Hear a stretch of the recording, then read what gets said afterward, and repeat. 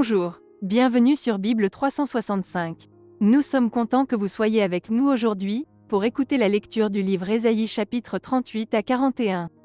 Si vous êtes nouveau, s'il vous plaît abonnez-vous à la chaîne, aimez et partagez-la pour encourager quelqu'un d'autre à écouter la Bible cette année. Bonne écoute. Ésaïe, chapitre 38. En ce temps-là, Ézéchias fut malade à la mort. Le prophète Ésaïe, fils d'Amoz, vint auprès de lui et lui dit : « Ainsi parle l'Éternel, donne tes ordres à ta maison, car tu vas mourir, et tu ne vivras plus. » Ézéchias tourna son visage contre le mur et fit cette prière à l'Éternel.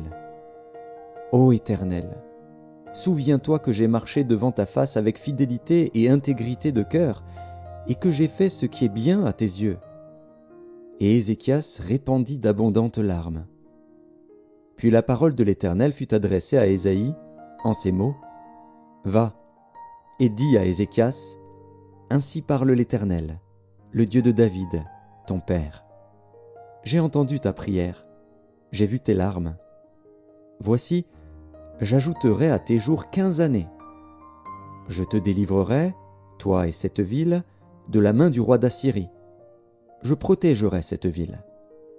Et voici, de la part de l'Éternel, le signe auquel tu connaîtras que l'Éternel accomplira la parole qu'il a prononcée. Je ferai reculer de 10 degrés en arrière, avec le soleil, l'ombre des degrés qui est descendue sur les degrés d'Akaz. Et le soleil recula de 10 degrés sur les degrés où il était descendu.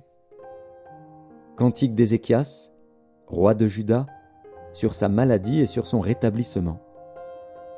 Je disais : quand mes jours sont en repos, je dois m'en aller aux portes du séjour des morts. Je suis privé du reste de mes années. Je disais : je ne verrai plus l'Éternel sur la terre des vivants. Je ne verrai plus aucun homme parmi les habitants du monde. Ma demeure est enlevée et transportée loin de moi, comme une tente de berger. Je sens le fil de ma vie coupé comme par un tisserand qui me retrancherait de sa trame. Du jour à la nuit, tu m'auras achevé. Je me suis contenu jusqu'au matin. Comme un lion, il brisait tous mes os. Du jour à la nuit, tu m'auras achevé. Je poussais des cris comme une hirondelle en voltigeant. Je gémissais comme la colombe. Mes yeux s'élevaient languissants vers le ciel. Ô Éternel, je suis dans l'angoisse. Secours-moi.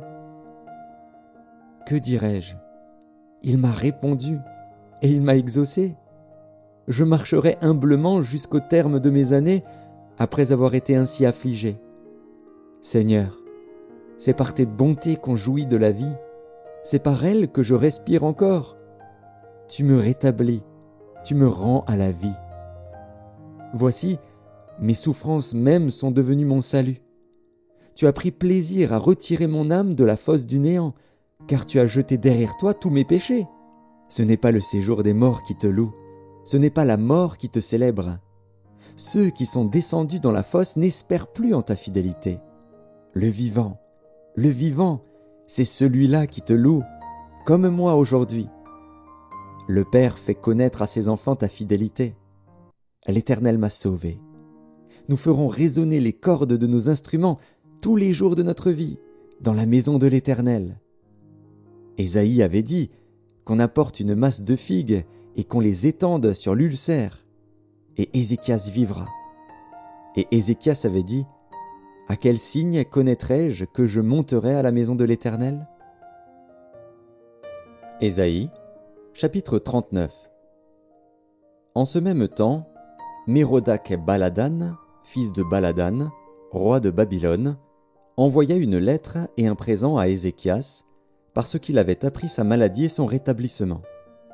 Ézéchias en eut de la joie, et il montra aux envoyés le lieu où étaient ces choses de prix, l'argent et l'or, les aromates et l'huile précieuse, tout son arsenal, et tout ce qui se trouvait dans ses trésors.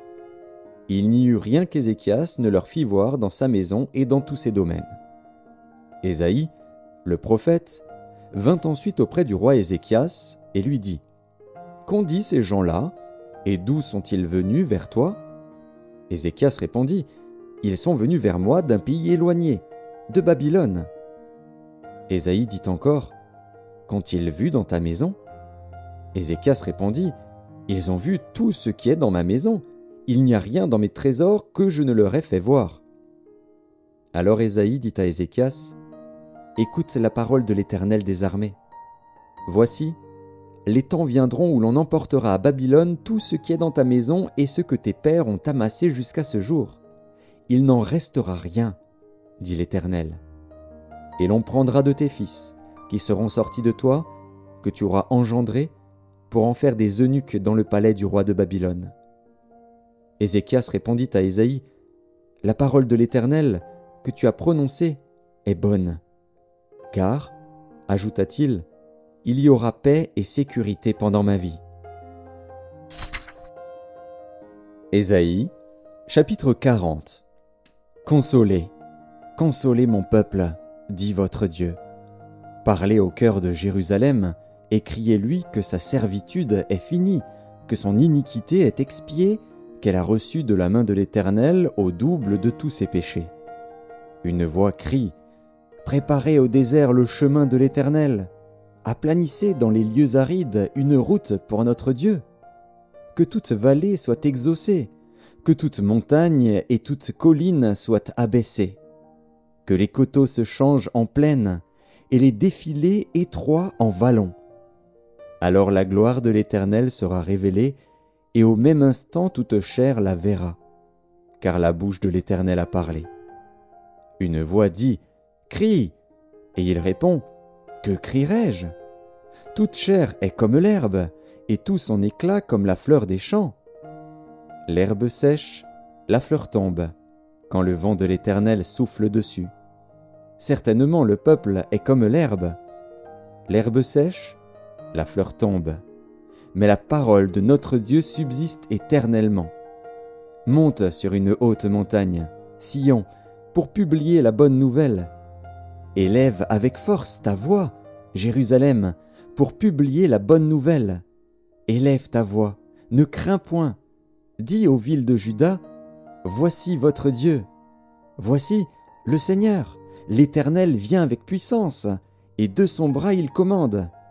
Voici, le salaire est avec lui, et les rétributions le précèdent. Comme un berger, il paîtra son troupeau, il prendra les agneaux dans ses bras et les portera dans son sein. Il conduira les brebis qui allaitent. Qui a mesuré les eaux dans le creux de sa main, pris les dimensions des cieux avec la paume et ramassé la poussière de la terre dans un tiers de mesure? Qui a pesé les montagnes au crochet et les collines à la balance? Qui a sondé l'esprit de l'Éternel et qui l'a éclairé de ses conseils? Avec qui a-t-il délibéré pour en recevoir de l'instruction? Qui lui a appris le sentier de la justice? Qui lui a enseigné la sagesse et fait connaître le chemin de l'intelligence? Voici, les nations sont comme une goutte d'un seau, elles sont comme de la poussière sur une balance. Voici, les îles sont comme une fine poussière qui s'envole. Le Liban ne suffit pas pour le feu, et ses animaux ne suffisent pas pour l'holocauste. Toutes les nations sont devant lui comme un rien, elles ne sont pour lui que néant et vanité. À qui voulez-vous comparer Dieu? Et quelle image ferez-vous son égal? C'est un ouvrier qui fond l'idole, et c'est un orfèvre qui la couvre d'or, et y soude des chaînettes d'argent. Celui que la pauvreté oblige à donner peu choisit un bois qui résiste à la vermoulure. Il se procure un ouvrier capable pour faire une idole qui ne branle pas. Ne le savez-vous pas? Ne l'avez-vous pas appris? Ne vous l'a-t-on pas fait connaître dès le commencement?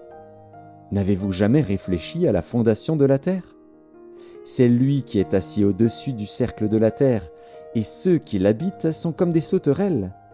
Il étend les cieux comme une étoffe légère, il les déploie comme une tente pour en faire sa demeure. C'est lui qui réduit les princes au néant et qui fait des juges de la terre une vanité. Ils ne sont pas même plantés, pas même semés, leur tronc n'a pas même de racines en terre. Il souffle sur eux et ils se dessèchent, et un tourbillon les emporte comme le chaume. À qui me comparerez-vous pour que je lui ressemble ? Dit le Saint. Levez vos yeux en haut et regardez. Qui a créé ces choses ? Qui fait marcher en ordre leur armée ? Il les appelle toutes par leur nom. Par son grand pouvoir et par sa force puissante, il n'en est pas une qui fasse défaut. Pourquoi dis-tu, Jacob ? Pourquoi dis-tu, Israël ? Ma destinée est cachée devant l'Éternel, mon droit passe inaperçu devant mon Dieu. Ne le sais-tu pas ? Ne l'as-tu pas appris ? C'est le Dieu d'éternité, l'Éternel, qui a créé les extrémités de la terre. Il ne se fatigue point, il ne se lasse point. On ne peut sonder son intelligence. Il donne de la force à celui qui est fatigué, et il augmente la vigueur de celui qui tombe en défaillance. Les adolescents se fatiguent et se lassent, et les jeunes hommes chancellent. Mais ceux qui se confient en l'Éternel renouvellent leur force. Ils prennent le vol comme les aigles. Ils courent et ne se lassent point. Ils marchent et ne se fatiguent point. Ésaïe, chapitre 41. Faites silence pour m'écouter. Que les peuples raniment leur force, qu'ils avancent et qu'ils parlent. Approchons pour plaider ensemble. Qui a suscité de l'Orient celui que le salut appelle à sa suite ? Qui lui a livré les nations et assujetti des rois ? Qui a réduit leur glaive en poussière et leur arc en un chaume qui s'envole ? Il s'est mis à leur poursuite. Il a parcouru avec bonheur un chemin que son pied n'avait jamais foulé. Qui a fait et exécuté ces choses ? C'est celui qui a appelé les générations dès le commencement. Moi, l'Éternel, le premier et le même jusqu'aux derniers âges. Les îles le voient et sont dans la crainte. Les extrémités de la terre tremblent. Ils s'approchent, ils viennent. Ils cèdent l'un l'autre, et chacun dit à son frère « Courage !» Le sculpteur encourage le fondeur. Celui qui polit au marteau encourage celui qui frappe sur l'enclume. Il dit de la soudure « Elle est bonne !» Et il fixe l'idole avec des clous pour qu'elle ne branle pas. Mais toi, Israël, mon serviteur, Jacob, que j'ai choisi, race d'Abraham que j'ai aimé, toi, que j'ai pris aux extrémités de la terre et que j'ai appelé d'une contrée lointaine, à qui j'ai dit « Tu es mon serviteur, je te choisis, et ne te rejette point. Ne crains rien, car je suis avec toi. Ne promène pas des regards inquiets, car je suis ton Dieu. Je te fortifie, je viens à ton secours. Je te soutiens de ma droite triomphante. Voici, ils seront confondus, ils seront couverts de honte, tous ceux qui sont irrités contre toi. Ils seront réduits à rien, ils périront, ceux qui disputent contre toi. Tu les chercheras et ne les trouveras plus, ceux qui te suscitaient querelle. Ils seront réduits à rien, réduits au néant, ceux qui te faisaient la guerre. Car je suis l'Éternel, ton Dieu, qui fortifie ta droite, qui te dit « Ne crains rien, je viens à ton secours. » Ne crains rien, vermisseau de Jacob, faible reste d'Israël. Je viens à ton secours, dit l'Éternel, et le Saint d'Israël est ton sauveur. Voici, je fais de toi un traîneau aigu, tout neuf, garni de pointes. Tu écraseras, tu broieras les montagnes, et tu rendras les collines semblables à de la balle. Tu les vanneras, et le vent les emportera, et un tourbillon les dispersera. Mais toi, tu te réjouiras en l'Éternel, tu mettras ta gloire dans le Saint d'Israël. Les malheureux et les indigents cherchent de l'eau, et il n'y en a point. Leur langue est desséchée par la soif. Moi, l'Éternel, je les exaucerai. Moi, le Dieu d'Israël, je ne les abandonnerai pas. Je ferai jaillir des fleuves sur les collines et des sources au milieu des vallées. Je changerai le désert en étang et la terre aride en courant d'eau. Je mettrai dans le désert le cèdre, l'acacia, le myrte et l'olivier. Je mettrai dans les lieux stériles le cyprès, l'orme et le buis, tous ensemble. afin qu'ils voient, qu'ils sachent, qu'ils observent et considèrent que la main de l'Éternel a fait ces choses, que le Saint d'Israël en est l'auteur. Plaidez votre cause, dit l'Éternel. Produisez vos moyens de défense, dit le roi de Jacob. Qu'il les produise et qu'il nous déclare ce qui doit arriver. Quelles sont les prédictions que jadis vous avez faites? Dites-le, pour que nous y prenions garde et que nous en reconnaissions l'accomplissement. Ou bien, annoncez-nous l'avenir. Dites ce qui arrivera plus tard, pour que nous sachions si vous êtes des dieux. Faites seulement quelque chose de bien ou de mal, pour que nous le voyions et le regardions ensemble. Voici, vous n'êtes rien, et votre œuvre est le néant. C'est une abomination que de se complaire en vous. Je l'ai suscité du septentrion, et il est venu. De l'Orient, il invoque mon nom. Il foule les puissants comme de la boue, comme de l'argile que foule un potier. Qui l'a annoncé dès le commencement, pour que nous le sachions, et longtemps d'avance, pour que nous disions « c'est vrai ».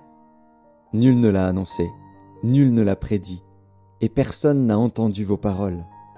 C'est moi le premier qui ai dit à Sion « les voici, et à Jérusalem, j'envoie un messager de bonnes nouvelles. Je regarde, et il n'y a personne parmi eux qui prophétise, et qui puisse répondre, si je l'interroge. Voici, ils ne sont tous que vanité, leurs œuvres ne sont que néant, leurs idoles ne sont qu'un vain souffle.